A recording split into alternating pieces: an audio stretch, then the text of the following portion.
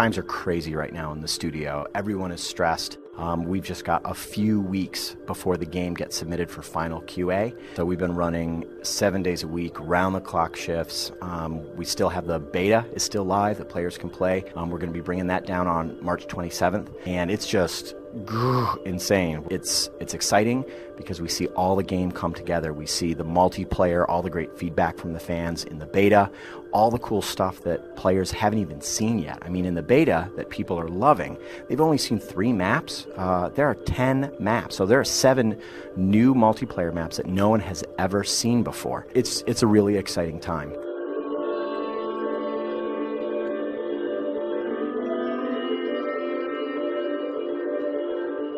One of the really cool things that's occurring right now in the studio is we're going through the final process on all of our cinematics in the game. It's great to see them come together. They're really the glue that ties together all the single-player missions. I think players have this expectation that our single player is just going to be this multiplayer tutorial, go to point A.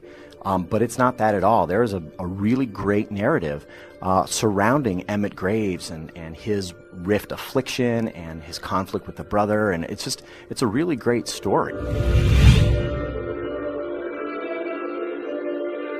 When you're finaling the game, as we are with Starhawk right now, it's really kind of an interesting retrospective that can occur when you take a look at all the different elements that are coming together and you think, okay, was that in the original vision? Was that originally what we planned? How we included a completely new flight mode. We brought back arcade flight mode from Warhawk purely due to player demand. We know that from our data there's about 23% of players in the world really loved arcade mode from Warhawk. So we actually went back to our original Warhawk codebase, pulled that system over and integrated it with Starhawk.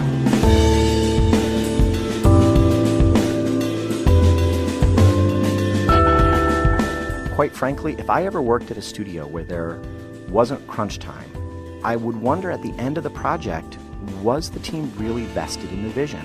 With single player and multiplayer like Starhawk has, when all of the elements come together, there's all of these kind of unknown unknowns that really start to surface. And of course, because we're all very driven, creative professionals, there's lots of stuff that we want to, finesse and polish up until the very last minute. I mean, quite frankly, here at Lightbox, we are going to work on the game until the very last minute, refining and polishing until Sony Santa Monica will have to pry it out of our hands because we want to make sure that players have a great game experience.